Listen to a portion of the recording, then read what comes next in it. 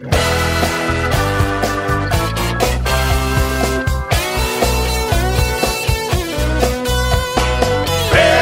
is coming, don't stand in the way.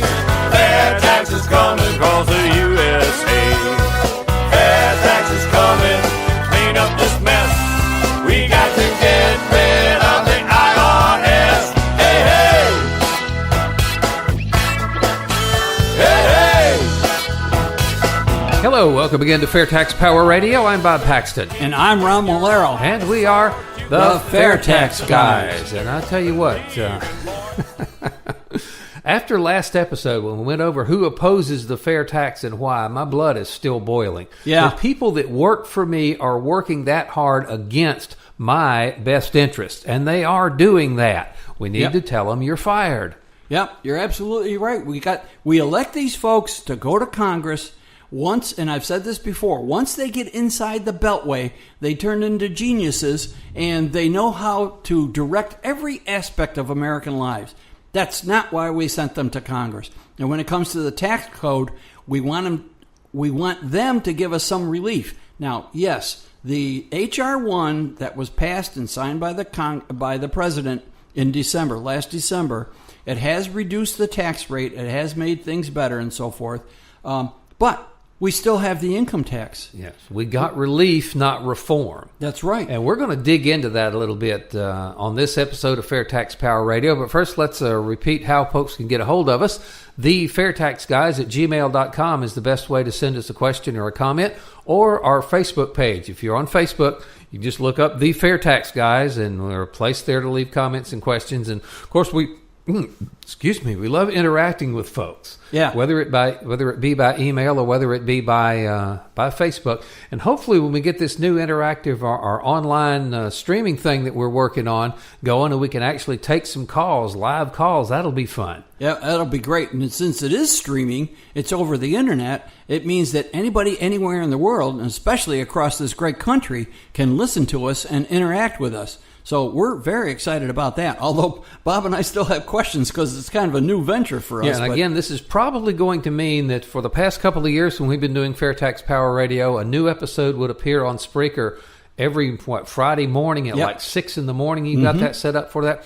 This new venture we're working on is going to go in the middle of the day on Wednesdays, like 11:30 Eastern Time.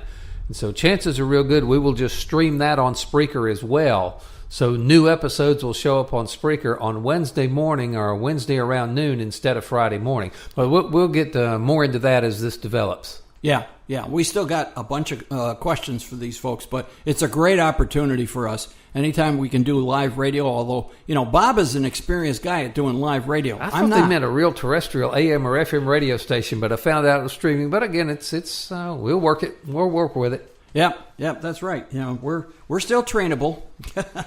Yeah, old dogs, new tricks, hard, but it's doable. Okay, as we mentioned, we're going to go into this thing, H.R. 1. Remember when it was sold back then? This was the end-all, be-all. This is the greatest tax reform in decades. This is going to fix so many problems. And what they did was just rearranged a few more Titanic deck chairs than normal. Yes. Because they kept the income tax, they kept the IRS, they kept withholding, they kept the federal payroll taxes, they kept all the things that are wrong with the federal income tax system because it's an income tax. Including constant congressional tinkering. You remember in the last episode, we told you that there are about almost 1,330 proposals to change the tax code in the 115th Congress. Well, it's probably more than that by the time this episode is actually going to air. Over 1,320 proposals to change that. Think about that. And you got to realize, as we mentioned on the last episode, there is a lobbyist behind 98.7% of those things. Yeah, that's right. Yep. That's the reason we have such a complicated tax code, is because the lobbyists have the politicians in their back pockets. And we have addressed before this congressional tinkering. Evasion is a huge problem, and that is not getting any better because they lowered the tax rates. Somebody who's evading the tax code right now is not going to suddenly get religion and start being honest about their taxes just because they dropped it from 20 to 15% or something like that. If they've made the decisions to evade the tax code, they're going to continue. And then you've got fraud. over 100,000 people every year. And we've talked about this at length in previous episodes of FAIRtax Power Radio.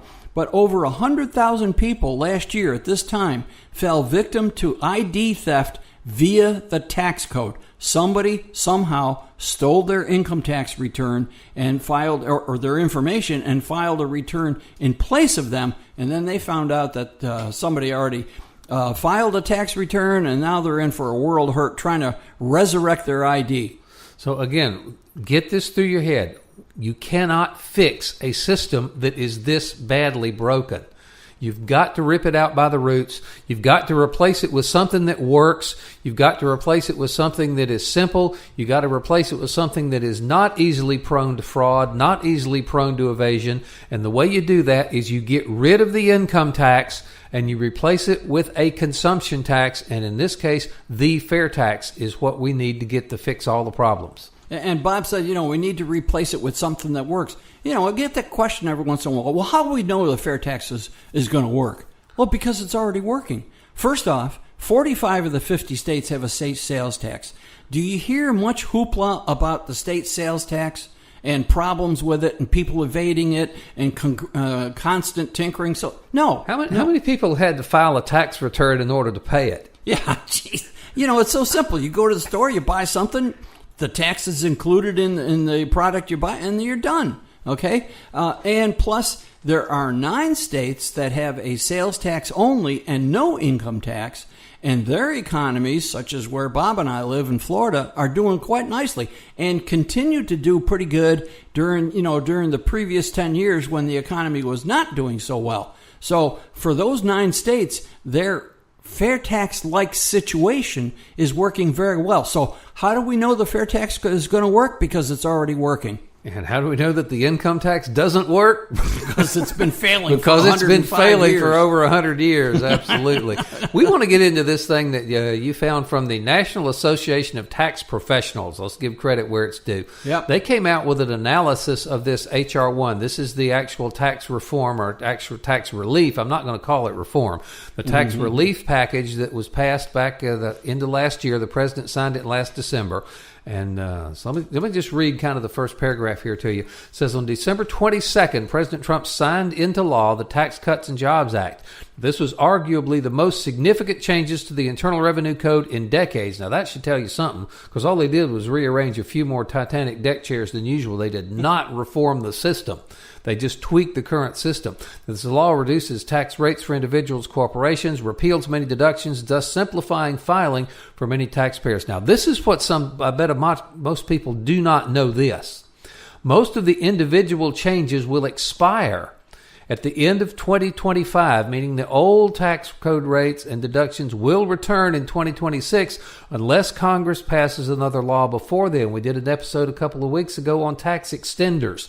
That's exactly what this is. They will put a provision into the tax code with an expiration date on it that has to be renewed. It has to be extended, if you will.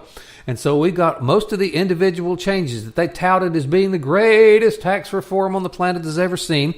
They're temporary, for crying out loud. They go away at the end of 2025 unless Congress renews them. This is not a good situation. Why can't we have a tax code that is set like it's supposed to be and you can't monkey with it? Yeah.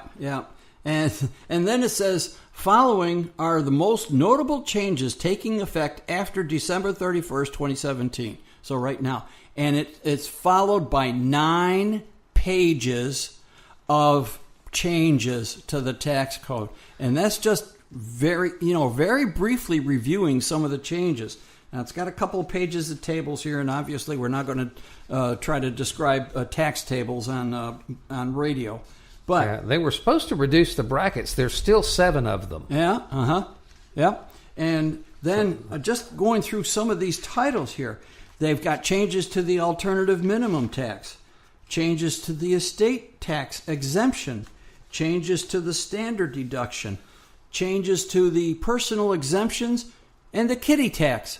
What the heck is the kiddie tax? Now, that's Kiddie. Those are kids, not cats and kittens. That could be misinterpreted. Here, kitty. No, that's not it. kiddie tax applies to the unearned. See if you can figure this out. I've read this half a dozen times, and I'm still not sure what's actually saying. The kiddie tax applies to unearned income for children under the age of 19 and college students under the age of 24. Unearned income is income from sources other than wages. Taxable income attributable to net unearned income will be taxed according to the brackets applicable to trusts and estates. The rules for tax applicable to earned income are unchanged. Explain to me what I just said. Well, the only thing I can think of is you got young people who are in college and they're getting some kind of benefits. They're getting maybe a scholarship, or they're getting they have some program at the college they're going that's helping them pay their bills. So are we saying that this financial aid that they're getting is taxable? I don't know. We'll have to ask Jade that. Yeah, that's right. Yep, he would know. Yeah, he'll figure that out. Yeah. And then we go on with child tax credit. You're going to see a lot of this stuff is in Schedule A. If you do your taxes. Now, I've gotten so used to doing my taxes on the software that I don't even actually see the forms anymore. I just see the questions that are in front of me on the computer screen. And we talked about this before. You go through the whole, what turns out to be Schedule A, and you go through all those categories, filling in all that information. That takes you at least a couple of hours. And then only for the program to tell you, in our cases, because Bob and I are retired, our taxes are pretty simple now. Congratulations, all that stuff you gave us means that you can take the standard deduction, and we don't actually need all those numbers that you spent hours filling in on. Yes. So a lot of this stuff is involved in the standard deduction, and they're doubling the standard deduction. Mm-hmm. So next year, I don't think there's going to be any reason to fill that stuff out at all. That's what the software tells me. I spend hours figuring out all this stuff. What'd you give to your church? How much did you spend on medical expenses, et cetera, et cetera, et cetera? Oh, congratulations. You should take the standard deduction. Yeah. I guess the one beauty of that is that is a whole lot less likely to get audited. Yeah, that's true. Yeah.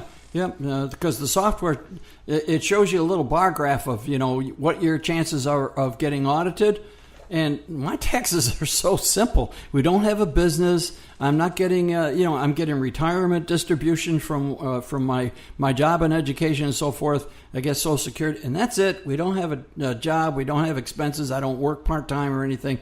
Very, very simple. So the chances of getting audited, at least I hope so. They made a change to the child tax credit. Yeah. It says it increased to $2,000 per qualifying child and will be refundable up to $1,400, subject to phase-outs, which they really didn't explain what those are or how they're going to affect you. To receive the refundable portion of the child tax credit, a taxpayer must include a Social Security number for each qualifying child claimed on the tax return. Yeah, well, I don't have a problem with that because I don't have a problem with that. My child is married and makes more money than I do now, so I don't worry about that. And that's a good thing. We want that for our kids. It is. She can take care of her old man in his old age. Yeah. And now that you mention it, I think of that, all three of my kids, they're in the same situation. They're making a whole lot more than I did when I was working. But that's good. That's good. I'm very, very pleased for them. All right. And so, the child tax credit, that's one thing. I'm going to mention a couple of these things. Bobby, you can chime in where one of these things kind of tweaks your interest. Student loan interest deduction. That has been affected by the new tax plan. Section 529 plans. These are plans where you can put money away, and even when your child is an infant, as soon as your child is born, you can get one of these 529 plans, put stuff away for their education, and it's tax deductible. Discharge of student loan indebtedness. Itemized deductions. Well, yeah, we know what itemized deductions are, but they've been changed too. I get this. This talks about income resulting from the discharge of student loan. I mean, if you get your student loan forgiven, that's considered income now. Yeah. That's why I'm reading this. Oh, boy. Oh, mercy. Well, I don't have to deal with that either, but it's something that a lot of folks have to do. The whole point of us going through this, and we're just getting started good here, is to show you just how complicated the tax code is, how much is in there that people have no clue that is in there, and we need to get rid of it all and replace it with a tax you pay at the cash register when you buy things. End of discussion, period. Yeah, very simple, very efficient, and very visible, too. Okay, now the next one, we're going to have to branch off of here a little bit because the next topic here is state and local taxes. Well, I got this article from the New York Times, and it's dated today. Federal tax cuts leave states in a bind. Wait a minute. The federal tax cuts are leaving the states in a bind. What are they talking about? I'm sorry, this was dated May 12th, so a couple days ago, by Ben Castleman. The federal tax overhaul cuts taxes for millions of American families and businesses, but the law also has an unintended effect, raising state tax bite in nearly every state that has an income tax. Which is just about all of them. Yeah. So there's a cure for that. You can get rid of your state Get rid of the tax. income tax like Georgia's trying to do. Now, what they're talking about here, I'm going to jump down. I got to jump around a little bit to make this make sense. In Minnesota, the state estimates that residents could pay more than $400 million in additional state taxes in the next fiscal year because of the new federal law. You would think that the states would like that. And the reason is that, for instance, we have already mentioned several times, in the new H.R. 1 that the president signed in December, it doubles the standard deduction, okay? But in some cases, the income tax rate is actually a little bit higher. The effect is that because when you doubles the standard deduction and you do some of these other things, you're paying less taxes. Less income is subject to taxation. Exactly. Less income is subject to taxation, even though the rate might be slightly higher. Well, those of you that are in a state that has a state income tax, you know that when you fill out the return for your state income tax, it says go to your federal 1040 and take the figures from this line, this line, this line, and put them here on our tax return. So they are taking the taxable income, which in some cases is a little higher, and putting it on their state return, and Viola, they owe more state taxes than they used to. So if I was a state, I'd like that, but the taxpayers wouldn't. But I love this second. I'm going back up to the second paragraph now because we have to decipher this. This puts it in nice flowery language. Bob and I are going to dissect it. Now, governors and state legislators are contending with how to adjust their own tax codes to shield their residents from paying more, or in some cases, whether to apply any of the unexpected revenue windfall to other priorities. In other words, if you reread that, the state legislatures and their governors are figuring out, okay, these people are going to pay more in taxes, so we might give some of them let them keep some of their tax money, or we can just collect it and spend it on other stuff. How much do you want to bet collect it and spend it on other stuff wins that argument? Yeah. You want what's behind door A or door B? Door number 3. I'll go with Jimmy Buffett here. Yeah. So, what a terrible situation for these states with the income tax because of H.R. 1. What a terrible idea the income tax is. So this is one case of the H.R. 1 having unintended consequences, which anytime you're talking about the complexity of an income tax, of course there's going to be unintended consequences. I mean, there's all kinds of stuff because the tax code involves itself in almost every single aspect of American life. We talked about this before. Congress wants to tell us what kind of light bulbs to buy, what kind of toilets to buy, what kind of washing machines we should buy. There's all kinds of stuff here. Of course it's going to have unintended consequences because it's already affecting almost every phase of American life that you can think of. All right. So we need to get rid of it and replace it with a fair tax. There you go. All right. These are the intended consequences. Withholding goes away. You bring home the full gross amount of your paycheck. The payroll taxes go away. You bring home the full gross amount of your paycheck. Tax returns go away. You don't have to fear April 15th anymore. Audits go away. You don't have to fear getting a letter from the IRS. I could go on for a while. Yeah, and not to mention that the IRS goes away. Oh, absolutely. And that is the only way the IRS goes away, because as long as there's an income tax, flat or otherwise, there will be an IRS at the federal level to enforce and collect it and administer it. And again, the fair tax is collected by the states. It's collected by the vendors, remitted to the states, and then the states remit it up to the federal government. So simple, so much better than what we've got now. Because, even going through this, what's now the new tax code, my head's starting to swim a little bit as far as what all is in here. Well, there's a whole, like I said, there's 10 pages of items currently in the tax code that are affected by the new tax law. 10 pages, and that's just brief summaries. But here's one that's really important, Bob. This is something we really need to talk about. Go for it. The bicycle commuting reimbursement. Yep. Here's a tremendous aspect of the tax code that is being interfered with by H.R. 1. Let me quote what used to be one of my favorite TV shows. What you talk about, Ron? If you're old enough to remember that. Okay.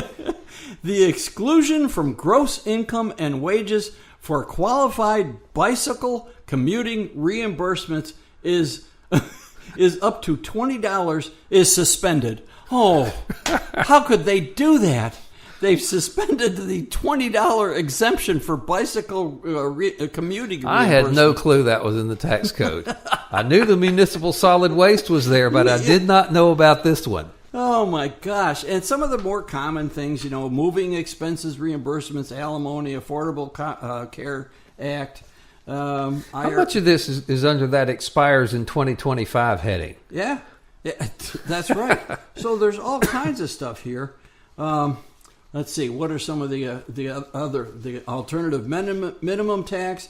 Pass-through businesses. Now, pass-through businesses are like my wife and I used to have when we had that small truck leasing business. We were an S-Corp, and the S-Corp didn't pay the taxes directly.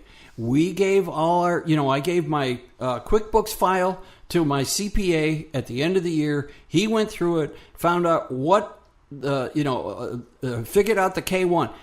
The corporation did not, if we owed taxes or if we had a loss, that came back to us in our personal income taxes. That's what they mean by pass-throughs. Small businesses in which the tax information passes through to the shareholders. My wife and I were the only shareholders of this tiny, tiny corporation. So that's what they mean by that. Yep, that's been affected too. Carried interest, domestic production activities deduction.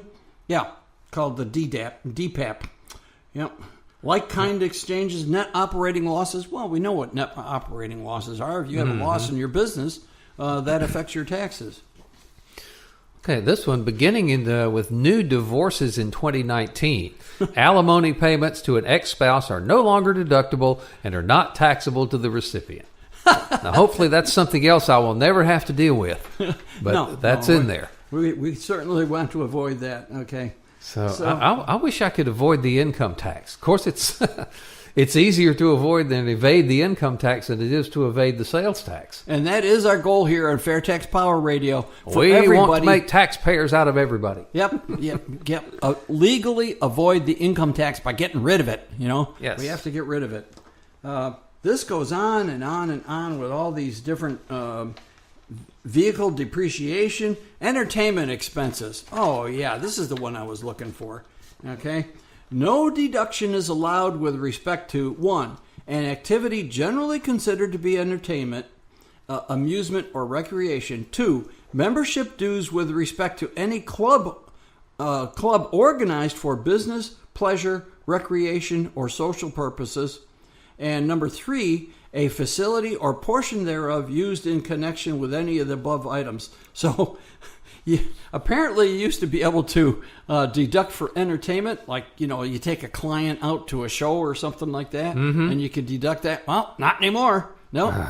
So that's no longer. So that's going to... You think the entertainment industry is going to fold up and go away because of that? Yeah, not really. No, I don't think so. No. But I'll tell you what's about to fold up and go away is my sanity going through all this stuff. And how much of it is going to expire in 2025 and have to be re-extended which means that the lobbyists can come in there and have to, convince the Congress critters to extend whatever provision is in the best interest of their clients. We just have an insane system, folks. Have you figured that out yet? Yeah, that's right. It needs to be replaced. Now, we need to talk about some of our other things. We got, for instance, the monthly webinar. Okay, we got about 5 minutes to do it. Okay. Well, we're making some changes here in Florida. The Florida FAIRtax Educational Association has been sponsoring this monthly webinar. Which is available to people outside Florida, by the way. Oh, yeah. It's available since it's on the internet. It's a webinar. It's absolutely free.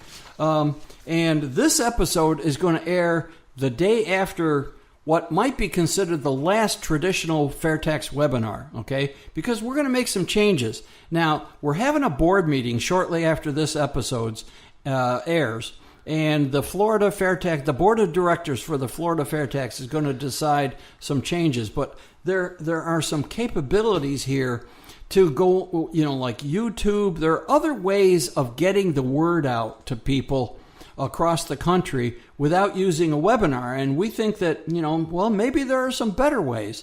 So the way technology is changing, if you're not keeping up, you're falling behind. Yeah, that's right. Yeah, that's right. So the webinar is going to change. They've got that one that aired the day before this episode airs, and chances are that's going to be the last traditional web. That not to say that we're going to stop them altogether.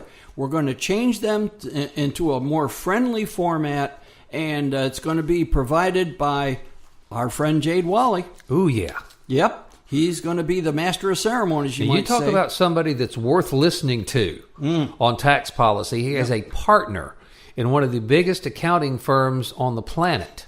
He knows his stuff. He has read all about the FAIRtax, his business to try to work with the income tax.